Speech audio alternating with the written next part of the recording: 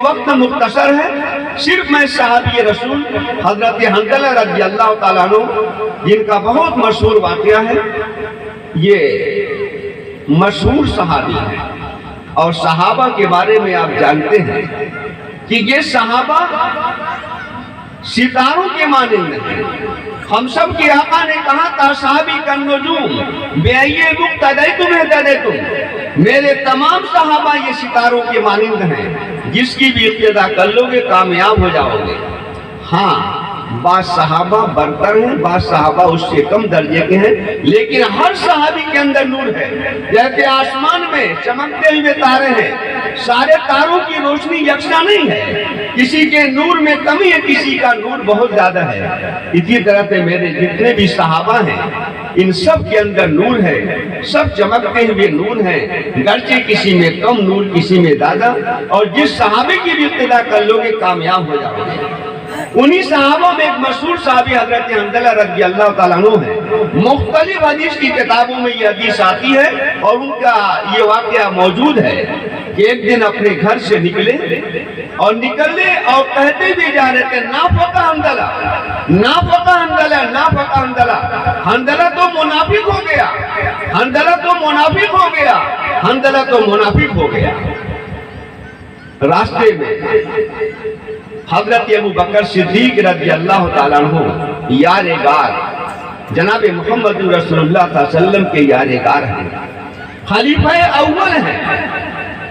حضرت ابوبکر صدیق رضی اللہ تعالیٰ عنہ سے جب ملاقات ہوئی، حضرت حنظلہ رضی اللہ تعالیٰ عنہ کی زبان پہ یہی نکلتا جا رہا تھا نافق حنظلہ۔ تو حضرت ابوبکر صدیق رضی اللہ تعالیٰ عنہ نے کہا حنظلہ کیا معاملہ ہے، کیوں بار بار یہ بات کہتے جا رہے ہو کہ حنظلہ منافق ہو گیا؟ تو حضرت حنظلہ رضی اللہ تعالیٰ عنہ نے کہا تھا کہ کیا بتاؤں، جب جناب محمد رسول اللہ صلی اللہ علیہ وسلم کی مجلس میں رہتا ہوں تو دل کی حالت کچھ اور ہوتی ہے، لیکن جب آپ کی مجلس سے الگ ہو کر اپنے اہل و عیال کی مجلس میں آتا ہوں، گاؤں محلے میں آتا ہوں، تو دل کی حالت بدل جاتی ہے۔ یہ تو نفاق کی پہچان ہے کہ دل میں کچھ ہو، زبان پر کچھ ہو، کبھی حالات کچھ ہو، کبھی حالات کچھ ہو۔ ایک مجلس میں رہتا ہوں تو حالات کچھ ہوتے ہیں، دوسرے ماحول میں آتا ہوں تو حالات بدل جاتے ہیں۔ یہ تو نفاقی کی پہچان ہے۔ قربان جائیے حضرت ابوبکر صدیق رضی اللہ تعالیٰ عنہ پر کہ نبیوں کے بعد صحابہ میں، نبیوں کے بعد پوری انسانیت میں سب سے بلند و بالا اگر کوئی شخص ہے تو حضرت ابوبکر صدیق رضی اللہ تعالیٰ عنہ ہے۔ وہ حضرت ابوبکر صدیق رضی اللہ تعالیٰ عنہ کہتے ہیں کہ حنظلہ یہ کیفیت تو میرے دل کی بھی ہوتی ہے کہ جب آپ کی مجلس میں رہتا ہوں تو دل کا حال کچھ اور ہوتا ہے، اور جب مجلس سے ہٹ جاتا ہوں تو دل کا حال بدل جاتا ہے۔ چلو ہم دونوں مل کر کے جناب محمد رسول اللہ صلی اللہ علیہ وسلم کی خدمت میں پہنچے اور اس سوال کو آپ کے سامنے عرض کریں۔ یہ دونوں صحابہ پہنچتے ہیں جناب محمد رسول اللہ صلی اللہ علیہ وسلم کے پاس، اور جب اس بات کا تذکرہ ہوا تو جناب محمد رسول اللہ صلی اللہ علیہ وسلم نے کہا گاہے گاہے کبھی کبھی اس طرح کے حالات ہو جاتے ہیں، جیسے ماحول میں آدمی رہتا ہے ماحول کا اثر اس کے دل پر پڑتا ہے۔ اچھے ماحول میں رہتا ہے تو دل اس اچھے ماحول سے متاثر ہوتا ہے، اور جب برے ماحول میں جاتا ہے دوسرے ماحول میں چلا جاتا ہے تو اس برے ماحول کا اثر بھی اس کے دل پہ پڑتا ہے۔ یہ کوئی پریشان ہونے کی ضرورت نہیں، دل کی کیفیت بدلتی رہتی ہے۔ ہم اور آپ بھی دیکھتے ہیں کہ جب دینی مجلسوں میں شریک ہوتے ہیں، اللہ والوں کی مجلسوں میں جاتے ہیں تو دل کے اندر ایک جذبہ پیدا ہوتا ہے کہ بس اب نیکیاں، اچھے اعمال، عمل صالح کرنا ہے، برائی نہیں کرنا ہے۔ لیکن جب اس اچھے ماحول سے دینی اجلاس سے ہم نکلتے ہیں، اپنے گھروں میں پہنچتے ہیں اور ماحول کا اثر ہوتا ہے تو نیکیوں کا وہ جذبہ ختم ہو جاتا ہے۔ تو میرے کہنے کا مقصد یہ ہے کہ حضرت ابوبکر صدیق رضی اللہ تعالیٰ عنہ نے بھی پہلے اپنے اوپر نظر ڈالی، حضرت حنظلہ رضی اللہ تعالیٰ عنہ نے پہلے اپنے اوپر نظر ڈالی۔ اصلاح کے لیے ضروری ہے کہ سب سے پہلے اپنے گریبان میں جھانکیں اور اپنے اندر ڈالیں۔ دوسروں کو تلقین کرنے سے پہلے خود عمل کرنے کی ضرورت ہے۔ اسی کو قرآن نے کہا لِمَ تَقُولُونَ مَا لَا تَفْعَلُونَ، جس کام کو تم خود نہیں کرتے ہو اس کے کرنے کا حکم دوسروں کو کیسے دیتے ہو؟ ذرا غور کیجئے، امام الرسول امام الانبیاء جناب محمد رسول اللہ صلی اللہ علیہ وسلم کی ذات گرامی پر آپ تو سارے نبیوں کے نبی ہیں، پوری دنیا انسانیت کے سرتاج ہیں، آپ کے بہترین کوئی انسان دنیا میں نہیں آیا اور نہ قیامت تک آ سکتا ہے، لیکن اس نبی کو دیکھیے کہ اللہ تعالیٰ نے ان کی ساری گناہوں کو معاف کر دیا، لیکن عمل کے میدان میں دیکھیے لوگوں سے کہتے ہیں کہ وقت نماز پڑھو۔ کیا ہمارے آقا 5 وقت نماز نہیں پڑھتے تھے؟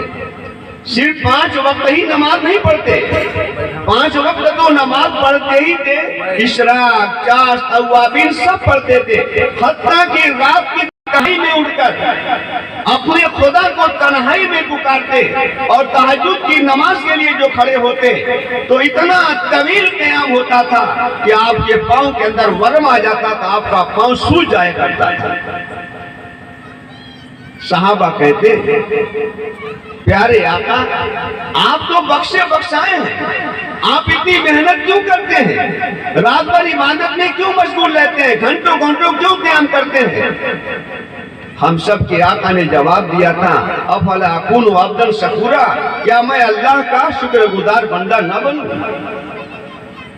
ہر پہلو پر آپ دیکھیے نبی کی جو زندگی گزری ہے، کبھی آپ مالی اعتبار کے پوزیشن میں نہیں ہوئے کہ آپ پر زکوٰۃ فرض ہو۔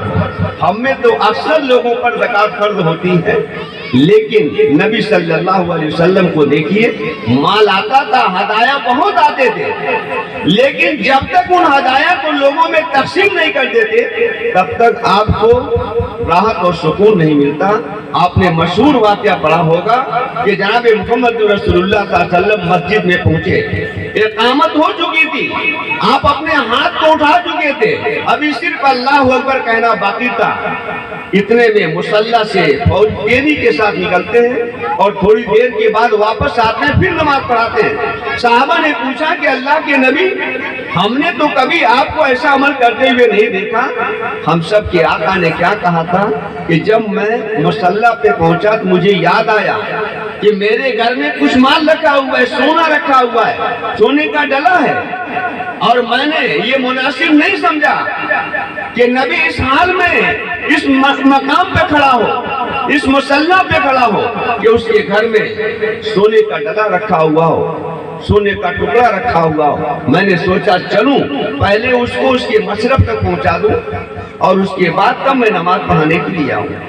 میرے کہنے کا مطلب ہے کہ ہر آدمی اپنے اوپر نظر ڈالے اور حالات سے آپ متاثر نہ ہوئیے، کچھ مت فکر کیجئے، یہ امت مٹنے والی امت نہیں ہے، مٹانے والے مٹ گئے اور جو بھی مٹانے کے لیے آئے گا وہ مٹ جائے گا۔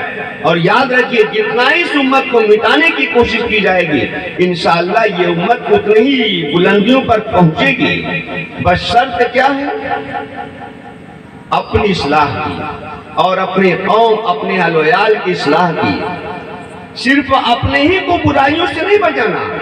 قُوْ أَنفُسَكُمْ وَأَهْلِيكُمْ نعرہ کہا گیا کہ اپنے آپ کو بھی برائیوں سے بچاؤ اور اپنے اہل اولاد کو اہل و عیال کو بھی برائیوں سے بچاؤ۔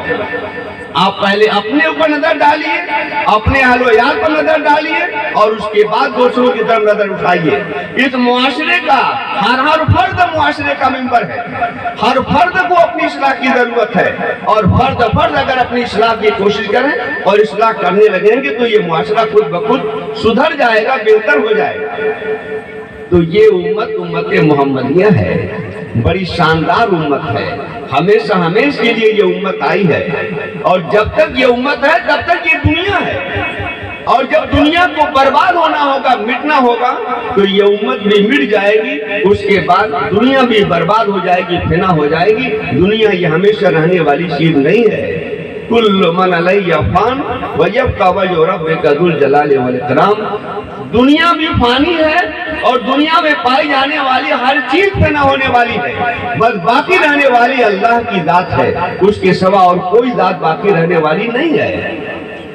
हम सब इस उम्मत के अफराद हैं। ये हमारे लिए फख्र की बात है कि हम उम्मत मोहम्मदिया के साथ जुड़े हुए हैं, लेकिन इस उम्मत का जो फर्द मनसबी है, इस उम्मत की जो जिम्मेदारी है, हर फर्द उस जिम्मेदारी को महसूस करे।